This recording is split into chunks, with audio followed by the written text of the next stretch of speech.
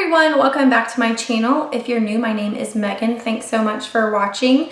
And right now my husband and I are on our TTC journey. It has been a little bit of a roller coaster so far, and then in the last week since I talked to you guys, my health had just been kind of off. So I just wanted to come on and give you guys a update on our TTC journey, on my health, and kind of what are our plans going forward.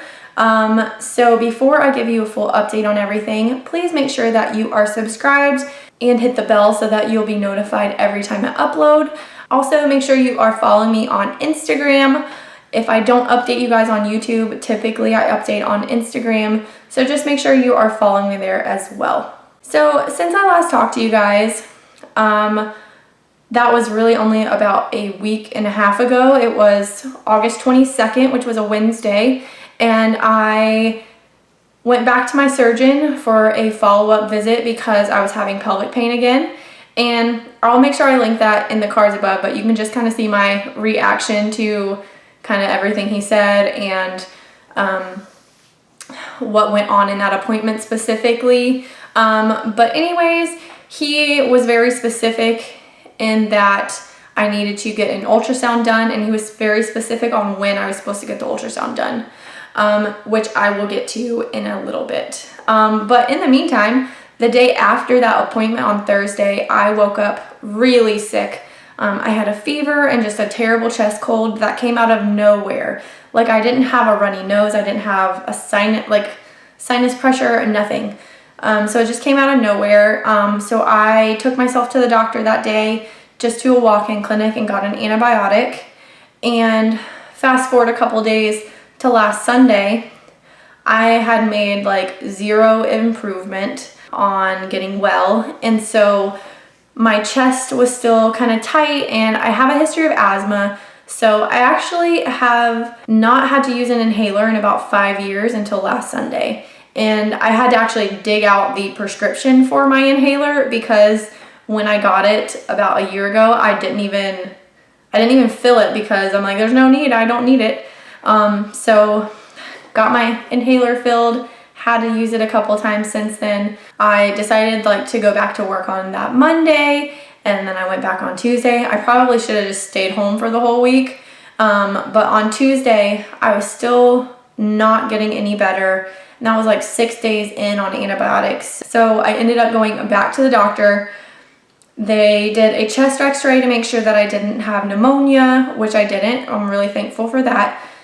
They also put me on a Z-Pak, which is another antibiotic, and they put me on prednisone. And they gave me a cough syrup with codeine because I was just coughing. Now, the only other time I had anything with codeine in it was after surgery. And I did take the Tylenol with codeine when I got home at about 5 o'clock. And then by 10 o'clock, I had an upset stomach and vomited. So I didn't know, though, at that point if it was the anesthesia or if it was the Tylenol with codeine. So I didn't really think about anything going wrong with the codeine cough syrup, except for the fact that it could have made my stomach upset. So I only took half a dose that night. That's Tuesday night. I took half of a dose of the cough syrup. And I woke up at 2 a.m. on Wednesday morning just itchy, and I could feel like bumps on my legs, which weren't there when I went to bed the night before. So I got up and I was just covered in hives. So I ended up having to take an allergy pill, and I just coated myself in a layer of cortisone cream and went back to sleep. And I can now officially add codeine as a medication that I'm allergic to.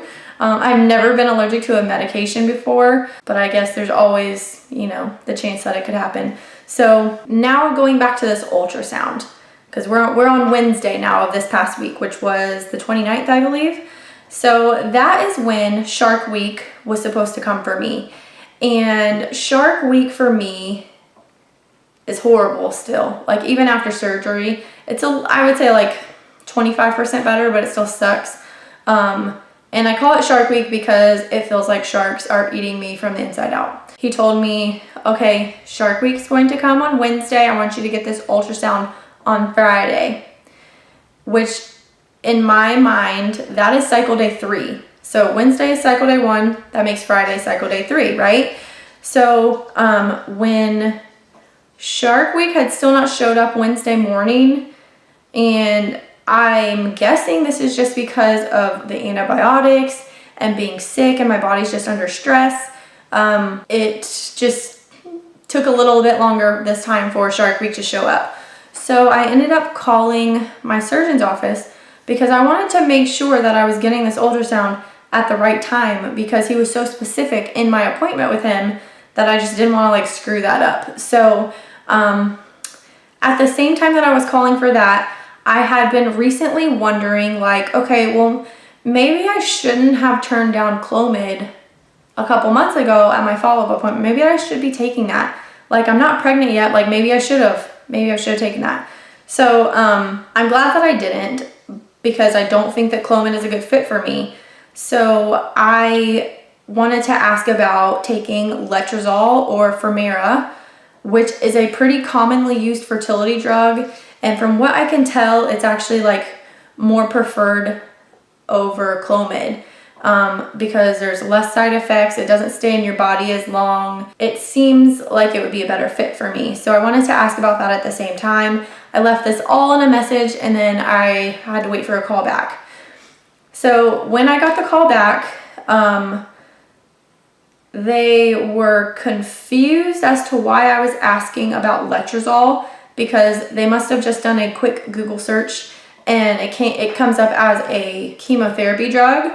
I guess just because of its mechanism of action, it's also used as chemotherapy. They were confused about that, and they told me basically that if I wanted a fertility medication, my doctor will only write for Clomid. So if I want anything else, like, I have to go to a specialist. And I'm fine with that, honestly, with how confused they were about letrozole. Like, I need to be seeing someone who knows what the heck they're doing. So at the same time, they said, I'm not sure what you mean by cycle day 3. Usually that's with Clomid, not with the ultrasound. So maybe that's where you got cycle day 3 from, which is not true at all, because in my appointment where he said, you need to have an ultrasound, Shark Week's coming Wednesday, I want you to get the ultrasound Friday, we didn't even talk about Clomid. So there's no way that I could have been confused about that. And that whole thing of, well, I don't really know what kind of ultrasound you're getting, which is what I was told at one point. So you just need to call the scheduling for the ultrasound, and then they can ask the tech what you should do. That just like blew my mind. That was the first thing that blew my mind. And then the whole thing with letrozole, like, that's fine. I understand that that's not their specialty, so whatever. But don't say that I'm confusing when I should be getting this ultrasound with Clomid, and, you know, because Clomid usually starts like cycle day 3. Don't get those two things confused when you were in the appointment with me, and we didn't even discuss Clomid at my appointment. So it just makes me, I'm very untrusting of doctors and nurses as it is. And so them just kind of not having a clear-cut answer on when I was supposed to be getting this ultrasound, when he was so specific in my appointment, just rubs me a little bit of the wrong way. And then, like, I know what the training is for nurses, and his nurse is a nurse practitioner, so she has a great deal of training. And I'm not saying all nurse practitioners are bad, but you should know what the heck you're doing. Like, it just makes me super uncomfortable. Yeah. Anyways, that's probably another rant for another time about how I feel about doctors and nurses and all that. Anyways, so I did end up calling the ultrasound tech, or the scheduling for the ultrasound, and they asked the tech if it was okay that I was on my cycle, because on Wednesday I didn't show up. On Thursday I still didn't have it. So was I supposed to just like cancel this ultrasound or not? And so they ended up asking the tech, and the tech says it's fine if I was on the first day of my cycle. which I was. So on Friday, August 31st, that for me was cycle day 1, and that's when I had my transabdominal ultrasound and transvaginal ultrasound. Which, another side note about that and the type of ultrasound I was getting, when I was calling to ask the nurses about if it was okay for me to still get the ultrasound done even though my cycle hasn't started, they didn't even know what type of ultrasound I was getting. They had no freaking clue. So even though like they could have just looked at the order and saw, but whatever. That's another reason, like I almost like didn't even want to go get this ultrasound done because they clearly have no idea what the heck they're doing. So luckily my husband just kind of like talked me off the ledge, and he's like, just go get it, just make sure everything's okay. I ended up going to get the ultrasound this past Friday, the 31st. It was super uncomfortable because I had to have a transabdominal done first, and they told me like to be there at 1:30 and my appointment would be at 2. So I made sure that I drank enough on my way there, and so like right at 2 o'clock, like I pretty well had to pee pretty badly. And at 2 o'clock, they called me up to the front and they're like, so the tech is running about 15 minutes behind. We just wanted to let you know. So sorry about blah, blah, blah. And I'm like, oh my gosh, I have to pee so bad. Like, could she not run behind on me? Like, I have to pee so bad. So luckily she wasn't that late. I think she ended up being about 20 minutes late by the time she took me back. But then she did the transabdominal pretty quickly and let me go to the bathroom in between that and the transvaginal ultrasound, which that was super uncomfortable. Like, I feel like, I don't know if this is true for everybody, but my first day of my cycle, I'm so just like inflamed and like flared up. It's awful. Luckily she was just really nice and understanding and like didn't make me feel awkward at all about like bleeding, which is just gross. But anyway, so she told me after she did the ultrasound and everything that I should find out, or at least my doctor should have the results either Monday or Tuesday, which Monday is Labor Day, so probably not going to even look at it on Monday. Like, I imagine they're closed. So hopefully like Tuesday or Wednesday of this week, I'll either be able to look online myself at the report, or they will give me a call on what I need to do.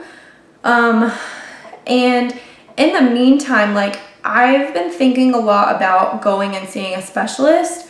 I've always kind of wondered if I might have PCOS, even though like I have a pretty regular cycle. It's always like 26 to 28-ish days at the most. And I've always just wondered, like, I have acne pretty bad, or at least lately I've been having acne pretty bad. For a while I was really struggling with my weight. So I've just always wondered, and now I'm getting this like cyst on my ovary, a painful one at that. Like, I've never had that before. So like, does this mean I have PCOS? I don't know. And then if you Google, Dr. Google, there are some research studies that show that there's an increased prevalence of PCOS with uterine abnormalities, which I have one. So I think it's like, in people with PCOS, like close to 50% of them will have some sort of uterine abnormality. So that just makes me kind of nervous that I have other things that are going on that might hinder me from getting pregnant, on top of having endometriosis and everything else. So I'm just like, well, do I just go ahead and see a specialist? And part of me is like, well, it could take a couple months to get in to see one. Like, maybe I should just make the appointment. But then again, when I look at everything, like, I'm just not ready.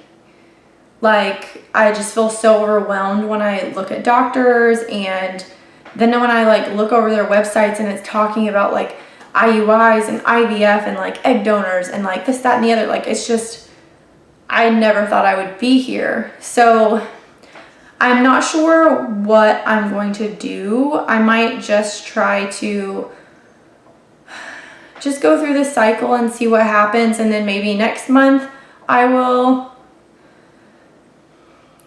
go see a specialist. I don't know. So just kind of stay tuned for that. And that's kind of it for this video, guys. Make sure you're subscribed and hit the bell so that you don't miss any updates. And I will see you in the next one. Bye.